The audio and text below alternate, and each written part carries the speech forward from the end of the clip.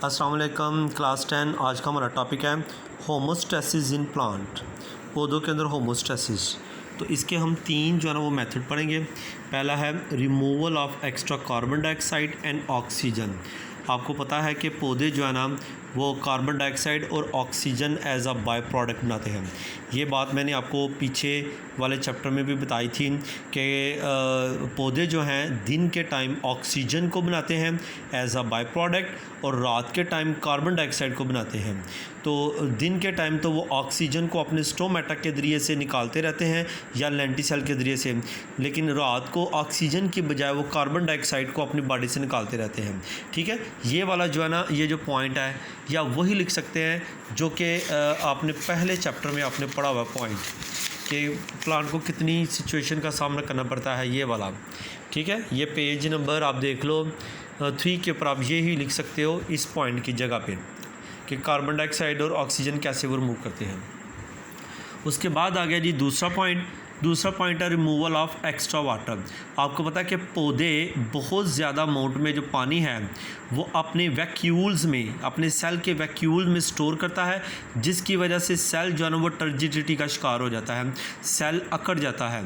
Extra जो पानी वो रिमूव करता है बॉडी से वो बाय ट्रांसपायरेशन करता है। और आपने पढ़ा हुआ है ट्रांसपायरेशन क्या है कि transpiration is a loss of water from plant surface in the form of vapour. यानी ट्रांसपायरेशन पौधों की सरफेस से पानी का लॉस होता है वाटर वेपर की शक्ल में।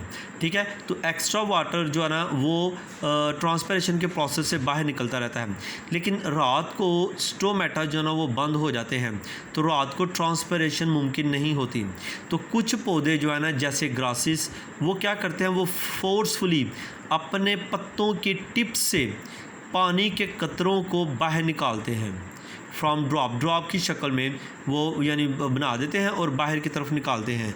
जैसे जो पत्ते जो ग्रास के पत्ते होते हैं वो इस तरह से पतले पतले से होते हैं और इनकी जो टिप होती है यहाँ पे इस तरह से यहाँ से फोर्सफुली पानी को वो बाहर निकालते हैं और यहाँ पे ड्रॉप बना देते हैं। ठीक है, सुबह सुबह कभी आप घास के ऊपर जाओ तो घास गीली होती है, तो ये वही पानी होता है जो कि उन्होंने फोर्सफुली बाहर निकाला होता है। तो अपीयरेंस ऑफ ड्रॉप, ये जो पानी के कतरे होते हैं जो कि पत्तों के ड्रॉप टिप पे मौजूद होते हैं, इनको ग्यूटेशन कहते हैं। इनको ड्यू नहीं कहते, ये ग्यूटेशन कहते हैं। यानी आप ये समझ लें कि वो पानी जो कि पौधों के पत्तों से फोर्सफुली बाहर निकलता है उस पानी को ग्यूटेशन कहते हैं। एक दूसरी चीज़ होती है ड्यू असल में रात को हवा हो जाती है ठंडी होने की वजह से ये हो जाती है कंडेंस, यानी ये साथ साथ यानी कि कंडेंस फॉर्म में आ जाती है, सुकड़ जाती है, जिसकी मदद से पानी के जो कतरे हैं वो बन के तो पौधों की सरफेस के ऊपर गिर जाते हैं। इस तरह से जब आप सुबह घास के ऊपर चलते हो तो आपको दो तरह का पानी जो है ना वो वहाँ पे होता है। एक वो पानी जो कि पौधों ने खुद से बाहर निकाला होता है और एक ड्यू की शक्ल में जो होता है। तो ये दोनों मिलके पौधों को गीला कर देते हैं या घास को बिल्कुल गीला कर देते हैं। ठीक है, तो क्वेश्चन आता है what is difference between guttation and dew. तो ग्यूटेशन क्या है, वो पानी जो कि पत्तों के टिप से निकलता है, और ड्यू क्या है, जो कि जब हवा कंडेंस होती है तो सूरत में जो ड्रॉप्स बनते हैं। तीसरा जी removal of other metabolic waste. पौधे जो है ना वो हर साल डिफरेंट हार्मफुल जो केमिकल्स इनके अंदर बनते रहते हैं उनको वो निकालते रहते हैं मुख्तलिफ शक्लों में। जैसे टमाटर जो है ना उसके अंदर कैल्शियम ऑक्सालेट बहुत ज़्यादा बनते रहते हैं और ये क्रिस्टल की शक्ल में उनके पत्तों में या स्टम में इकट्ठे हो जाते हैं। ठीक है, यानी कांटे बनते जाते हैं उनके और वहाँ पे इकट्ठे हो जाते हैं कैल्शियम ऑक्सालेट। या सारा साल जो पौधे हैं, ये वाला जो पॉइंट है वो साल में यानी सारा साल अपने पत्तों के अंदर वो वेस्ट मटेरियल इकट्ठा करते रहते हैं और साल में एक दफ़ा पौधे जो है ना वो सारे के सारे पत्ते गिरा देता है। पतझड़ के सावन में वो मौसम में वो जो है ना वो सारे के सारे पत्ते जो है ना वो गिरा देता है, हज़ां के मौसम में जिसको कहते हैं।